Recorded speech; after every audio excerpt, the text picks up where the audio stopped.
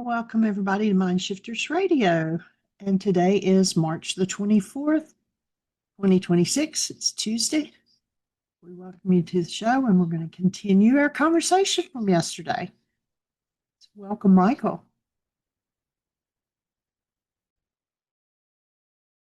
Thank you, dear heart, and welcome, everybody. Delighted that you're here. I just put a set of links into the chat room. If you want to, or you have anyone that might want to get into the Why Is This Happening to Me Again book, and there's a link there to download it free from our website.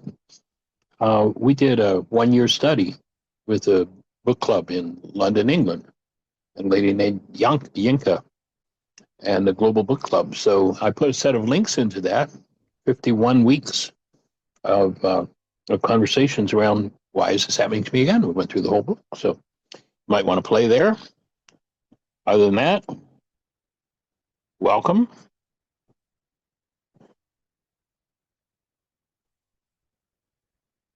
Delighted everybody's here. Donald, good to see you. It's been a while. Welcome, Melissa, Derek, Cammy, Andrea.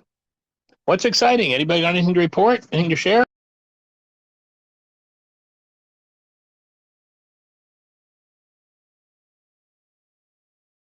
Oh, it's quiet. Okay. Well, then I'll start out with. Hey, Michael. Hey, sir. Hey, thanks for your outreach and the links and all. I really have come to appreciate deeply the ability to tap into the show and then allow myself the opportunity to go into a breath session. And yesterday, some memories surfaced. And there were some memories of when I was about 18 or 19, and me and two of my pals had decided we were going to go out to Texas for some work. The country was suffering from a bit of a recession. It was in the 70s, and the oil embargo had spiked oil prices. It stopped a lot of work everywhere except Texas. Texas was booming because they had oil. Yeah. And so me and one of the guys, his name was Tony, we rode in the back of a 43 Dodge pickup truck from North Carolina to Dallas, Texas. You're kidding. No. Oh, my God. I mean, we were young and stupid and we didn't care. You know, it was just ignorant. And Let's get on the road here. Yeah, and the driver was a friend, Rusty, and he had his wife and his little baby. And we were going out to meet his brother, who had told us, yeah, come on out. You know, it's heaven out here. Well, heaven kind of turned to hell because we were pretty active in our addiction, very active. And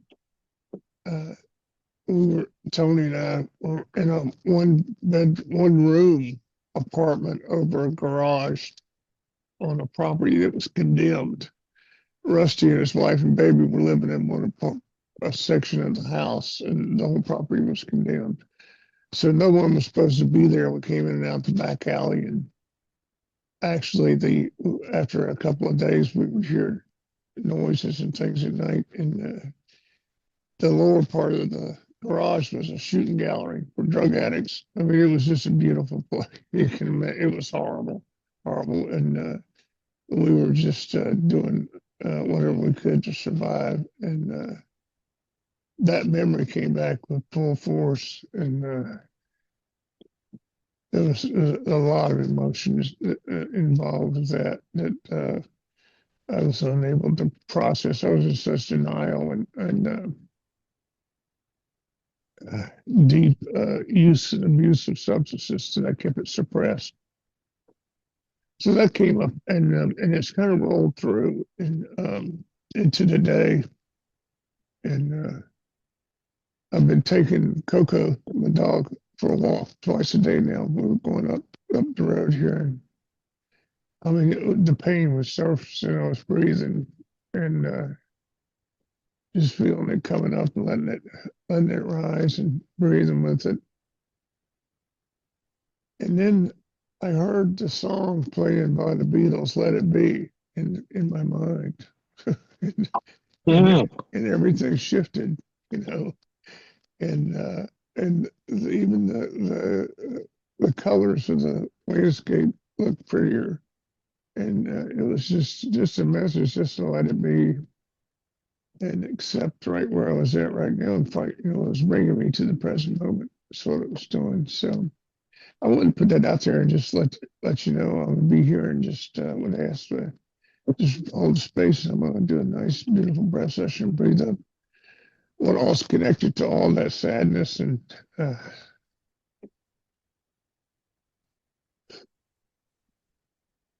Well, breathing with you. yeah, energies And around all that kind of trauma. Thank you. holding the space, my friend. Powerful when those kinds of memories surface.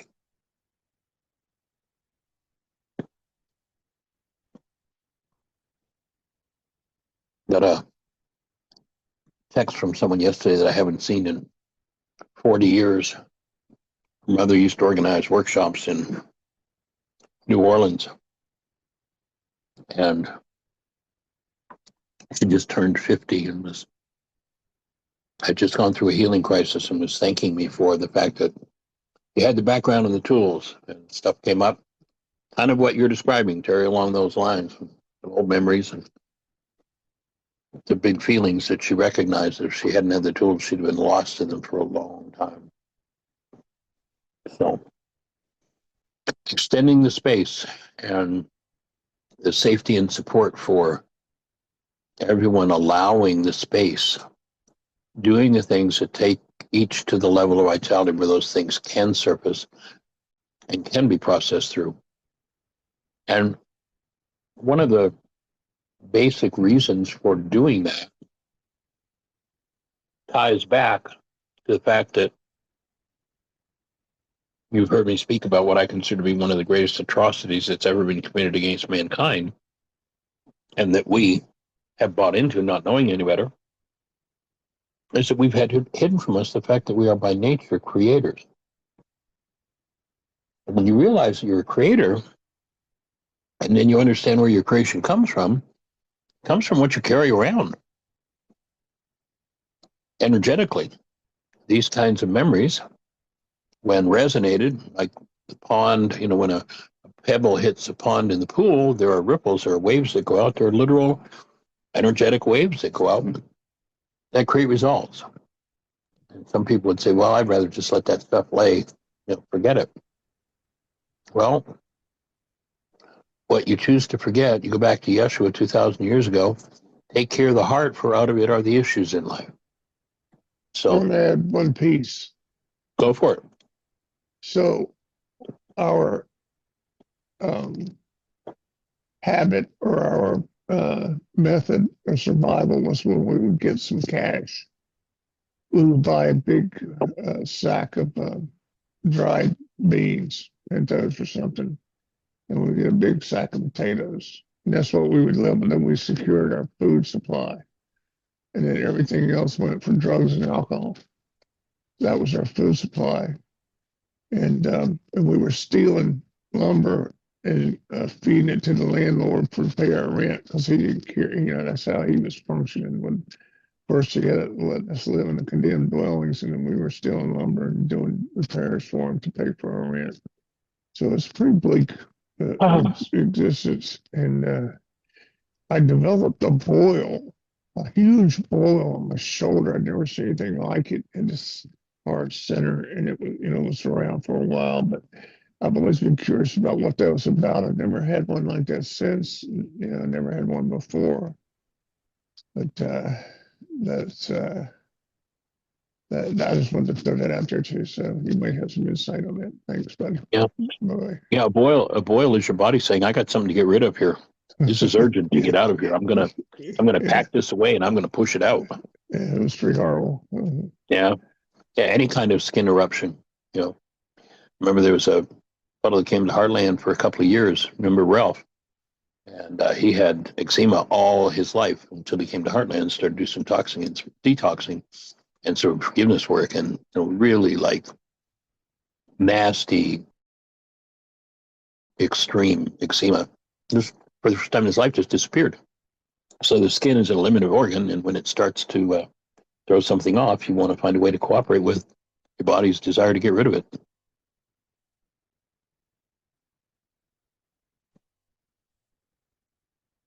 Anyone else, any thoughts to add to that? Questions, answers, ideas?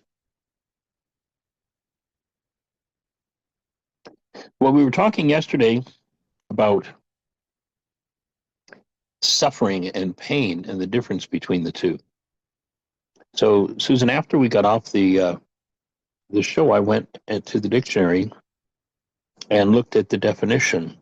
And it's interesting how this, at least this particular definition, looks at the holding on aspect of suffering. So the definition that came up was suffering is a prolonged experience of physical pain or emotional distress. It often involves a state of severe dissatisfaction or unwellness that arises from an inability to accept or change an adverse situation. So interesting how the definition takes it beyond pain. And then the Latin root suffere, to bear up, to endure. In the Aramaic, the word has its roots in misalignment or off center, i.e. off the mark, as in sin. So it's interesting, the dictionary came up with that Aramaic and Sanskrit definition of being out of alignment. It is the internal friction created when one's current reality does not match their expectations or desires. I mean, right down to the goal. And so, remember when Ginny was reading her book, she pointed out that the distance between the way we perceive something to be and the goal we have, the way we want.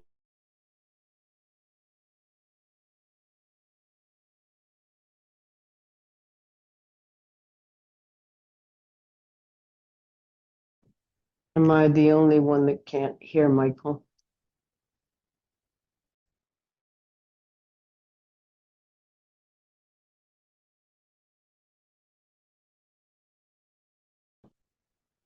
Just give me a second here. I thought I had that piece. You are not, Susan. I can hear him now. Sorry. Yeah, I was can late. hear him now too. I just suddenly he went silent and I wondered if it was me. Thanks, Kemi. Cool. And I thought I had made a copy of it, but there was a quote from Carl Jung, and I thought I'd pasted it in there. I apologize, I didn't. But let me find that because it was interesting. This just happened to come up. Quote on loneliness and how his thoughts on that tied in this whole idea of suffering. So Jung says loneliness does not come from having no people about one, but from being unable to communicate the things that seem important to oneself, or from holding certain views which others find inadmissible. So Jung doesn't speak about it as involving goals, but really, if you look at that, if we're in the middle of a group of people and have no goals for things to be different, loneliness isn't going to express, according to Jung's definition. But if you hold goals, i.e., I want to be able to tell you, I want to be able to communicate to you things that are important to me, that's, a primary goal, or I hold views that you don't like, then loneliness, which I would say is a form of suffering, just, with Jung's input, fits right into that whole conversation. I thought it was that just happened to come across my newsfeed, that quote from Jung right after we got off the show yesterday talking about uh, suffering and pain. So does that resonate anything for you, Susan? Well, Don't it's have funny. Carrie with us today, but I noticed that. I wondered if you wanted to postpone the discussion until she comes back. But in any case, synchronicity fed you that, and synchronicity fed me. It's funny, I've been reading Anthony DeMello. What do Ah. I come across? If you are suffering, you are asleep. Do you want a sign that you're asleep? Here it is. You are suffering. Suffering is a sign that you are out of touch with the truth. Suffering is given to you that you might open your eyes to the truth, that you might understand that there is falsehood somewhere, just as physical pain is given to you so that you will understand that there is disease or illness somewhere. Suffering points out that there is a falsehood somewhere. Suffering occurs when you clash with reality, when your illusions clash with reality, when your falsehoods clash with truth, then you have suffering. Otherwise, there is no suffering. And then the whole next section, which I won't go into, has to do with happiness. And he simply says things like, you want to be happy? Uninterrupted happiness is uncaused. True happiness is uncaused. You cannot make me happy. You are not my happiness, etc., etc. You've put loneliness in, and I've put unhappiness in as a kind of suffering. But I was ending up agreeing with you that suffering involves a thought that interprets the pain that we are experiencing.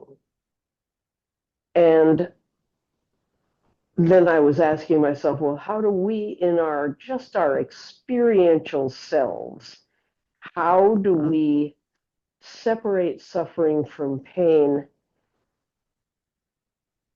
I can say, what am I making this mean? Which is one of Tim Hayes's favorite things to ask. Maybe you ask it too. What am I making this mean? And you can begin to pick apart the pain from the suffering and go back and sit with the pain and just allow the pain.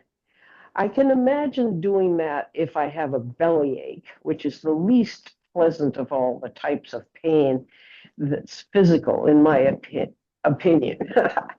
If you have a sore toe or something that's a little more removed than your belly, you can be with it without interpreting it.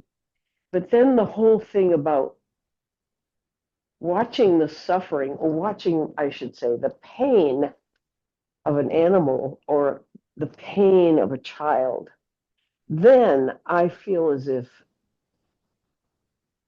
suffering comes in there. And it isn't even a matter of knowing what the thought is that makes it suffering. And that's where I can't differentiate. That might mean wake-up sheets, mind shifters, all sorts of things to begin to look at the difference. But it's a great discussion. I love picking this apart because there's certainly a lot of pain in the world. And it certainly looks as if there's a lot of suffering in the world because people are making things mean a lot of things. But anyway, those are my another thoughts. good question. Another good question to ask yourself in the middle of suffering is, what goal am I trying to achieve with this? And that would naturally lead into the worksheet. If you identify the goal, cancel the goal. If you did cancel the goal and you saw things coming up and stepped into process, then you know that you're dealing in the arena of suffering, not pain. Right. And we do have Carrie with us. Oh, cool. Yeah. Welcome, young lady. Glad you made it. We're kind of continuing our conversation from yesterday. Yeah, sorry about that. My sister was here and she just left. So, Oh, nice. yeah. Cool. Well, I had just shared a quote from Carl Jung that as soon as we finished our conversation yesterday came across my feed. And it, for me, tied in. And what he said is loneliness does not come from having no people about one, but from being unable to communicate the things that seem important to oneself, or from holding certain views which others find inadmissible. And I thought that really tied into this whole idea that loneliness in the middle of a crowd, we can be alone. Loneliness would be the suffering aspect of being alone. And he nails it that, well, people want to be able to communicate things that are important, and or they want to have their views accepted, which of course leaves that suffering amenable to forgiveness, because in canceling those goals, the cause of that suffering is going to disappear.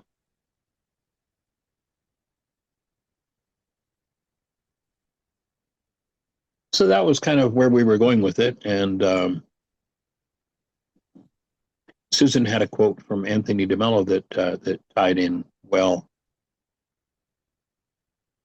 about how to tell whether or not you're asleep. I thought that was a great way he put that. How can you tell if you're asleep? Here it is. You're suffering. Suffering is a sign you're out of touch with the truth. Yeah. One has given up being, there's going to be suffering. So it was interesting to me because we had a little text thing after yesterday show about the church and religion in terms of suffering. Did you talk at all about that? No, we haven't brought that up. Okay, because I think in our Judeo-Christian culture, people think suffering is a virtue. Yes. And In many circles. yeah, and I would venture a guess as to why that's true. Because okay. you have authorities that have no tools for resolving suffering. Therefore, well, I don't know what to do about it. You came to me. Here I am, your pastor. You came to me, and I don't know what to do it. So I'll just say, well, it's a good thing. You just be with Christ and suffer, and wow, offer it up. Which, if you're going to suffer, that's one way to handle it. But it certainly is not a necessity. Would be my opinion. So I also see suffering as holding on to something that you have formed as part of your identity. So, for example, you can have grief or sadness over an event or something, and you sit with that and you let it wash through you, and then you release it. But there's an aspect then of holding on, which I think is what suffering is. It's holding on and not letting those energies and those feelings kind of flow through you. So what I found with my grief, which I had talked about before, was the minute I sat with my grief and I actually let the grief, I actually honored my grief and I let the grief flow through me completely and wholly, okay? And it wasn't pretty, but it was a complete release. And that allowed then a space for gratitude and my true intention about what I was grieving to have a place to be, and it allowed the love to come in. So once the grief was released, it like opened up this other space, and which was a beautiful, beautiful thing. So I think it's holding I think suffering is almost a choice in a sense. It's definitely optional.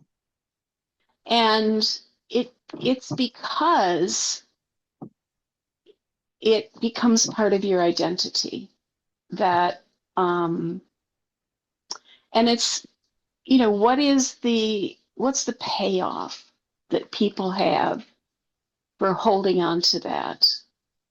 And it could be, oh, I want people to feel sorry for me, or I feel guilty. I think a lot of suffering that people have when they lose someone, and they're still suffering like years later, I think it has to do with guilt. I have My seen offering is that, oh, excuse me, go ahead. that's what I have experienced. I don't know that Hmm. it's true for everybody. That's what I have seen. Oh, if only I had this, or if only I had done that, you know, or I shouldn't have done this, or that was my fault, or, that kind of thinking is what I've Right. seen. Yeah, my take is that when someone passes, if we are in a state of being, we're going to stand in a connected space of love and joy and be able to honor them. If we have unresolved issues with that person, that to me, my best understanding, my best experience is the degree that we have unresolved issues with that person, we're going to have trauma and suffering over their passing. If there are no unresolved issues, if there's no unresolved energy in relationship to that person, it's just going to be a place of honoring them and functioning out of being. And, that's how it was with me when my mother passed. Because I had done a lot of work, and shifted in the last 5 or 6 years before her passing. Yeah. So that when I spent time with her, I just loved it, And so, I got all of these cards from people about grief over losing your mother and this and that. And what I read into a lot of what was written to me was unresolved issues with their mothers. Yeah. Yeah. Because I didn't have any of that. And not that I didn't love my mother. I loved her dearly, and she was my hero. But I didn't have any of that. And people then project it onto everybody else. Oh, what I must have felt when my mother died is what you must be feeling, kind of thing. Right. But, people are always trying to connect with other people. So they use their own experiences as a way of connecting. And I understand that. I understood that. So I honored that. But I do think a lot of suffering is caused by, like you say, unresolved issues. Yeah. I'm with you on that. And the projection aspect. What do you think, Yeah. Susan? I love what you said about not grieving your mother. I have always wondered whether I had a cold heart because I don't think I shed more than 10 tears for my mother. And I had her with me in the last 3 years of her life. And it was a joyful time and helped heal a lot of things that had happened earlier. And when my dad died, it was the same. I adore my dad and I adore my mother, present tense. And I remember Michael Bennett, who lived with us for a while, he called me cold-hearted because I didn't cry over a cat that we had that I had put down. Well, that cat was very sick and suffering, and I was so relieved that we could take him out of that suffering. And I adored that cat. So when he said I had a cold heart, I thought, well, maybe I do. I don't know, but hearing you talk, it's like, yay, thank you. I think it's because, you had been with your mom and probably worked on a lot of those issues. And as they came up, because if she was living with you, that stuff comes up. And Well, it didn't come up. She tried. I couldn't mm, go there. My loss, not hers. She said, mm. "Oh, when I hit you, little kids, I can't believe I did that." I said, "Oh, Mom, we're okay." I just pushed it away. She wanted so much to connect, and I do regret that very much. We had a lot of laughs and good times, and Tim and she just adored each other, and it was. But I've had to talk to her post mortem to have. Sorry, Mom, I didn't pick you up on that. Take advantage of your invitation to talk. I still was too terrified of going there, but good to have the tools post mortem. I do think we get post mortem rehab. Oh, absolutely. So thanks for saying that. And yes, I've come sort of full circle. I was going to fight on behalf of suffering because I can't separate suffering from pain yet in some areas, but I still think it's true. Suffering is an interpretation of what is happening, and it can get you into the victim position. I'm not sure that's very useful for anybody, and I'm not sure I was using it that way. I just was hurting and acknowledging hurting, but maybe the hurting in that sense wasn't necessary. So good discussion. You feel Well, any clearer? Well, it's hard to feel clear today because we just got, my grandson Luke, Michael and Jeannie. Luke is getting married and he's having a baby. wow. I know. So this is the next generation where if it goes, I mean, you always can lose a baby. Look what Jeannie went through. But if this is, I mean, he's getting married anyway. And he's in love with a woman. I don't even want to use that word, Michael, because I know it's a buzzword. He has found someone that is a healthy, good, non-addictive relationship at long last. That's awesome. She's healthy, she's loving, she's not addicted and never was to anything that we're aware of. And she's been without a family for some time, and she got very sick recently and was terrified. She had appendicitis, it turned out.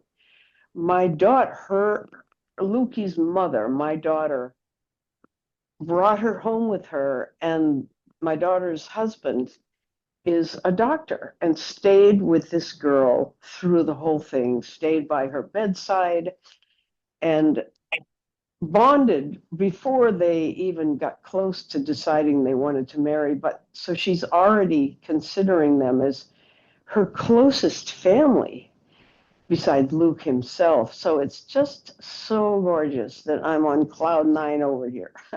Ought to do a wake-up sheet, right, Jeannie? You can do wake-up sheets on things that are very happy in life. Yes. But I'm not going to do one. I'm just going to enjoy it. Remember, DeMello offered that thought of What? joy is causeless. Joy is Yeah. just a reflection of a state of being. Mm-hmm. Happiness is what most people pursue, and happiness is simply a dopamine hit that comes from achieving a goal, even if it's a negative goal. People can be happy about achieving their negative goals because they got their hit of dopamine, and they think that's joy. Mm-hmm. But as No, there's a DeMello so difference. brilliantly observed, it is causeless. It's our natural state, and anything else, the lesson in the Course in Miracles that you just referred to, not by name, but I have given this all the meaning it has for me. Yeah. You go back to the Creator speaking to Adam, who's hiding out in the garden, and Why are you hiding? Because I'm naked. And he said, who told you were naked? Who gave you that interpretation? Who made you eat of the fruit Yeah, of the knowledge of that's good it. and evil, and Mm-hmm. giving up that fruit? And it's the fruit of the perceptual mind. Yeah, That's the tree that we need to let go of. that's a wonderful connection, boy. Mm.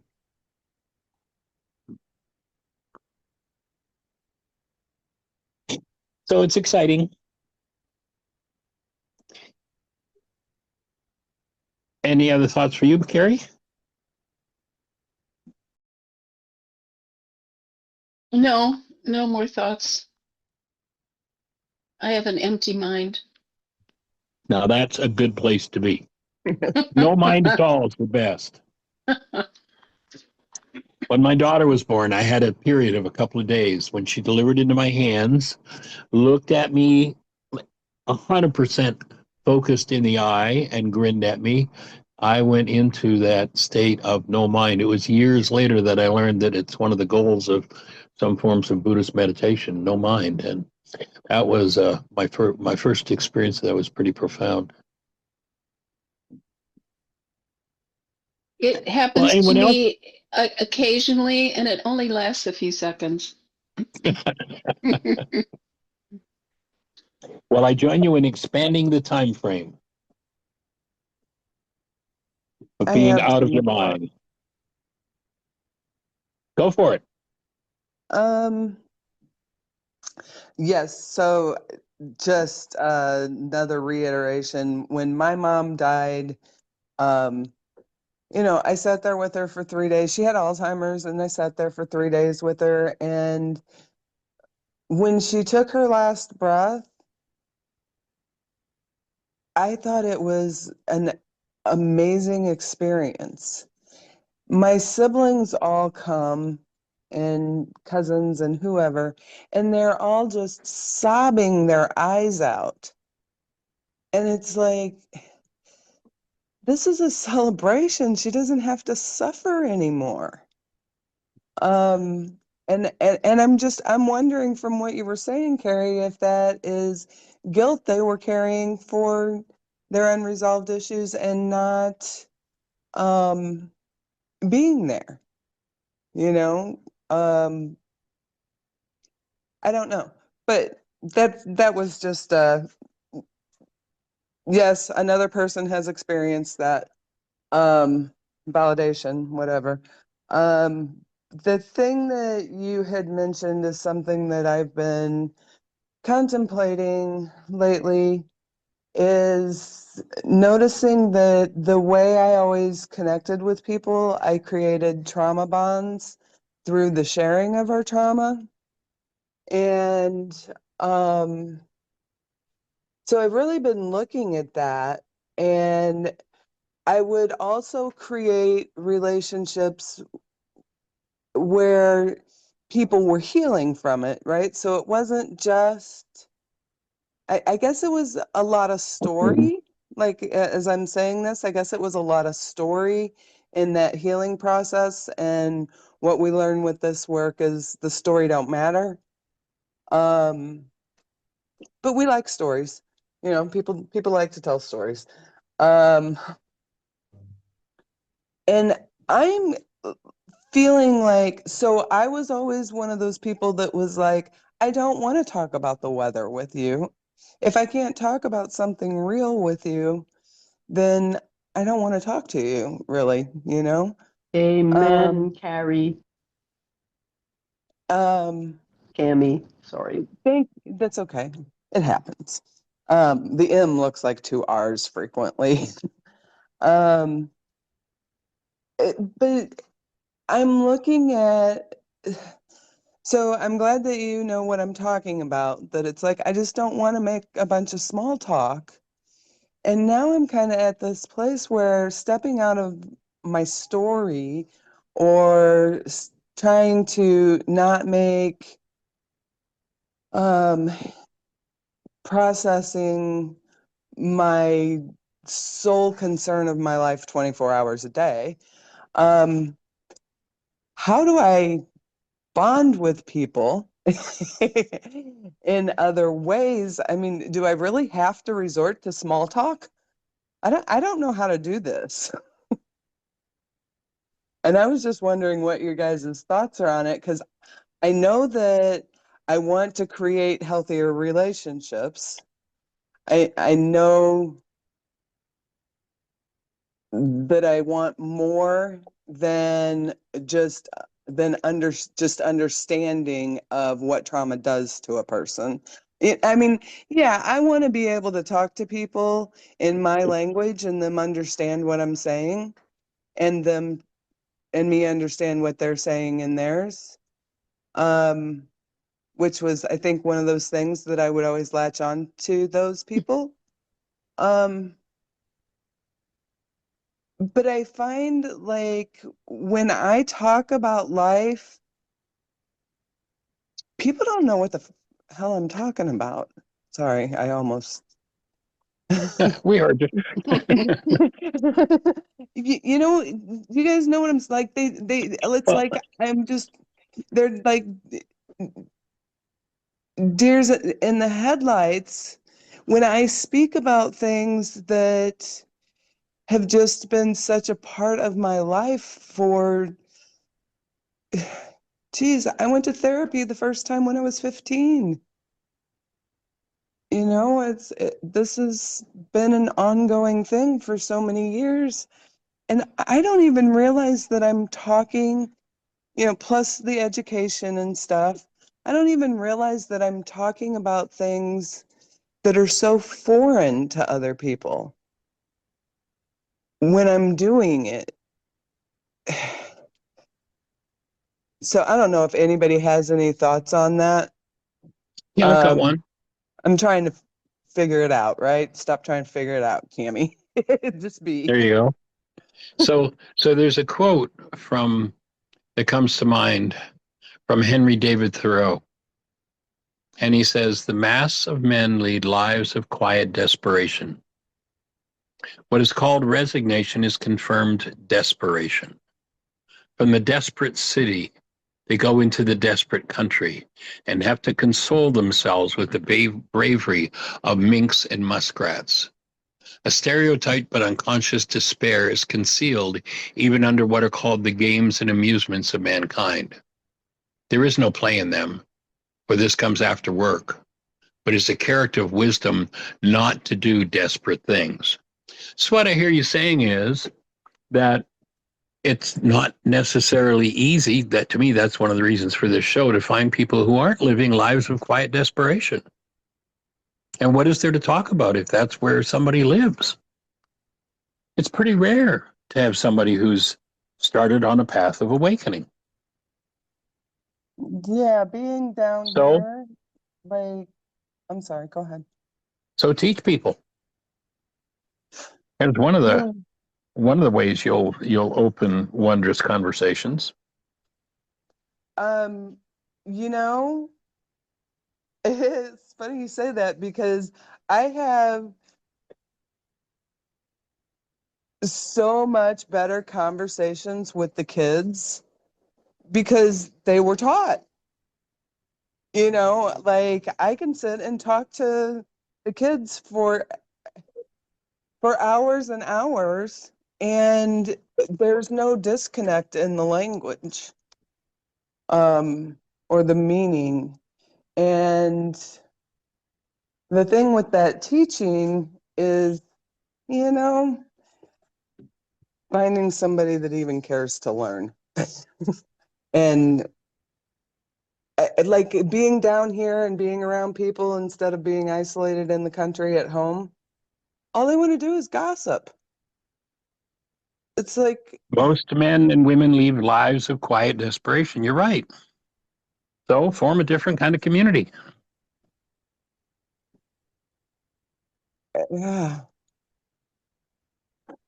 well, that's what I'm trying to do. That Cool. is excuse me, that is what I'm doing. What you're doing. Yay. It's what I'm doing. I'm,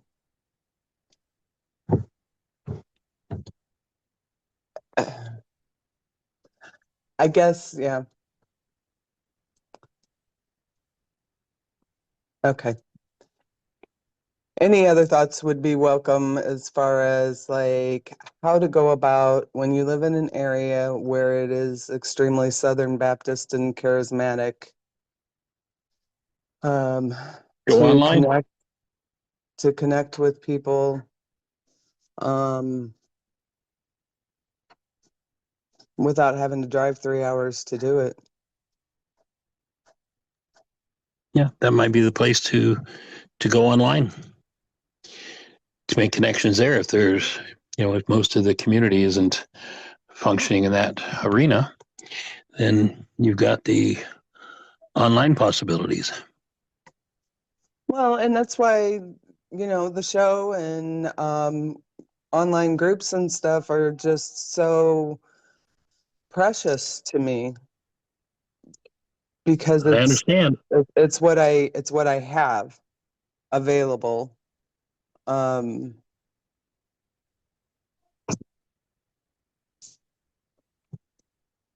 so it's just one of the struggles of like I almost wish that I never went to school because it created more of a separation between me and people.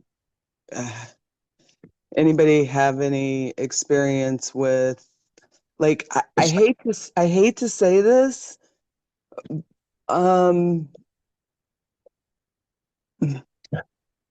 well, I'm not going to say that, but it is that thing of talk to me about something real, Sounds like something that perhaps matters. poetry. Yeah. Yeah. I almost feel like I would be selling myself out is what just came up when I was thinking worksheet. Like I would be selling myself out to just sit around and um talk about the weather or listen to people gossip, and it's just not a good fit. So I guess acceptance is the key right there. Yeah. Well, one of the offerings I would make is that if I'm in a state that's less than connected to love, there's something inside of me that needs to be changed, not something out there that needs to be changed. Now, I can Right. pretend that I'm feeling this because of what's out there, but that's right back to the old denial game. I'm feeling Right. this because it's inside of me. Next piece of work to do. And it's my own desperation um to find connection when I'm already connected. There is no separation, right? But So Cami, yeah, can I I offer something? please. So what I have found is that initially with small talk, for example, it's a way for people to connect. People want to connect. And I think if small talk stays in small talk, everybody is unhappy with that. Hmm. And it's it's a way to reach out, okay? So what I do is I start asking people questions. And I don't ask intrusive questions, right? But I ask, so I'll say they'll they'll say something about their life. So they might say, "Oh yeah, I work in the healthcare field or something," and I'll say, "Oh, tell me about that. What's that like? I've heard blah blah blah." Mhm. And so I ask questions like that are open-ended rather than yes/no questions. And then as they tell me about it, I pick up clues. So there's little people drop clues into their conversations to see if you're going to pick up on them. And I do the same thing. So I might drop a clue uh, about something. So that's how I made friends with this woman engineer. Mhm. So I don't have a clue about engineering. I'm not an engineering sort of type, right? Mm-hmm. But I dropped a little clue in there, and I said something about, because she's got dogs and I had pets, okay? And I just said something like, oh, cats astral travel. Did you know that? And oh my God, it opened up this whole thing. She did all this stuff with past life stuff with people, with her dog, and all this stuff. And then we could get on to some real conversations. And I have found that with other people too. I'll say, oh, tell me about what's going on. And they'll say, yeah, the structure of my hospital is this and this and that and that. And then I'll pick up on the cues and I'll say, um, has it been like that in your other jobs that you've had? And then I'll say, well, I've learned some tools for kind of dealing with that. Are you Mm-hmm. interested? Kind of thing. So I think people do drop clues in their small talk, and we need to pick up on those. That's how I do it anyway. And I think other people uh, do that. But if you drop a clue and they don't pick up on it, then that there's. And I drop clues in my small talk all the time. Mm-hmm. Yeah, I have never, even ever since I was very young, I have never seen the purpose of small talk. Well, And to me, the purpose of here, small talk is there is yes, a big purpose in small talk. And the purpose of small talk is to pick up on those clues and find out because people are not going to come up to you and start telling you their deepest, darkest secrets, right? Or they're not mm, going to talk about meaningful things right off the bat. Small talk is a way to feel you out and right. find out, things like, what are your political beliefs? What are your this? What are you that? And they give you a lot of clues. And Mhm. that's what I see the purpose of small talk, basically. Right. You clarified that for me. And Yeah. and I know that happens. And when those clues are dropped, or those questions, because I mean, people who are receptive to it, that's what they love about me, is that I ask open-ended questions. They're like, Cammie, the reason being is because you ask, oh, because I'm like, I feel like so when I went to go see the kids in Canada last summer, I felt like, because they were just pouring out all this stuff. And I'm like, I feel like I like came and stirred all this stuff up Yeah. for you guys. And they were like, and Cammie, it was perfect. It's just because you ask open-ended questions that it opened the space for us to be able to do that. Yeah. And that's So, so Donald in his comment says you have to meet people where they are. And that's where I meet them, is through small talk and picking mhm, up on clues, so that then people, when you ask open-ended questions, people love it because they like to talk about themselves, right? right. And it kind of shows an interest in them.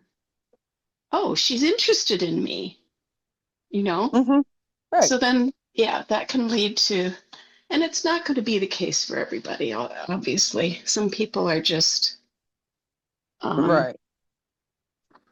and you can tell those people, they come up and talk to you, and then they're looking over your shoulder to see who they can talk to next, Hmm. you know? Or they just, yeah, you can't get a word in edgewise, or, Yeah, yeah. um, yeah.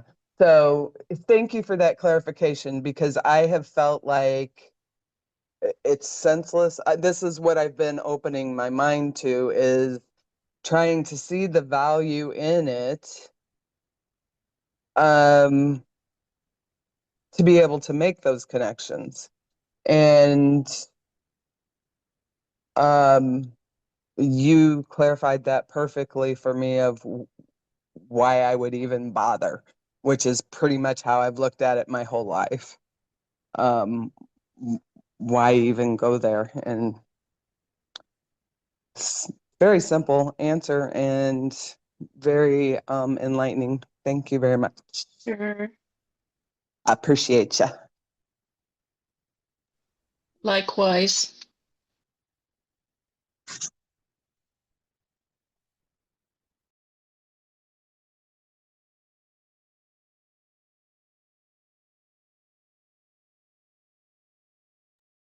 Anyone else? Any exciting thoughts?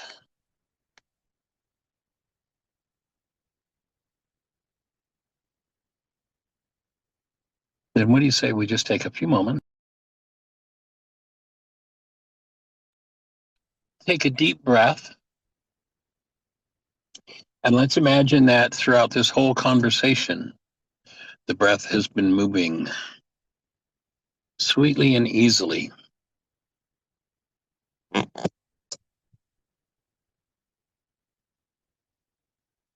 And anything that's been stirred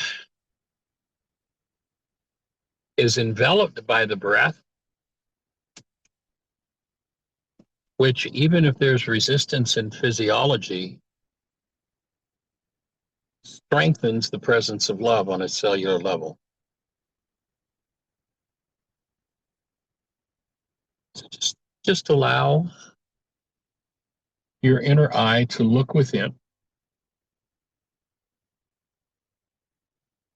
and touch into the space inside of your physiology.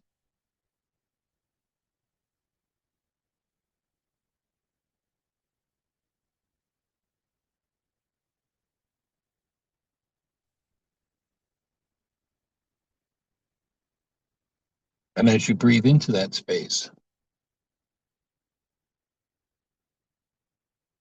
allow the light that is in each cell to strengthen.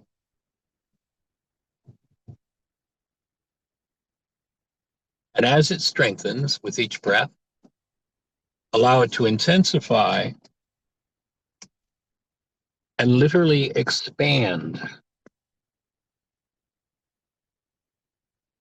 out beyond the borders of your structure,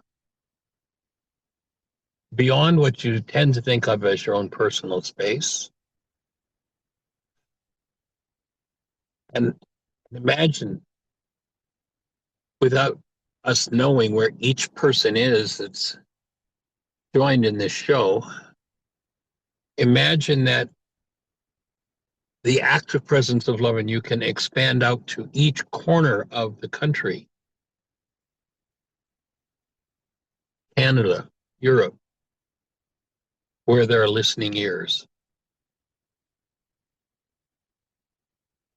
joining, connecting, expanding in that space of breath, intensifying the presence of love with every thought, with every intention.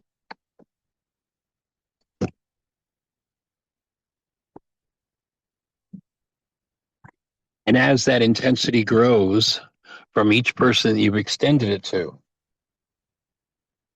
literally from Jeannie, from myself, from Cammie, from Donald, to Carrie, to Melissa, to Susan and Terry, imagine that's reflecting back to you, intensified.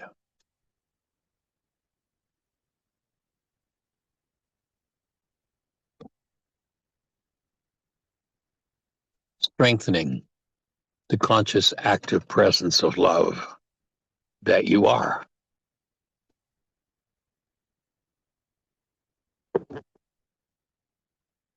And remember that you are the light of the world.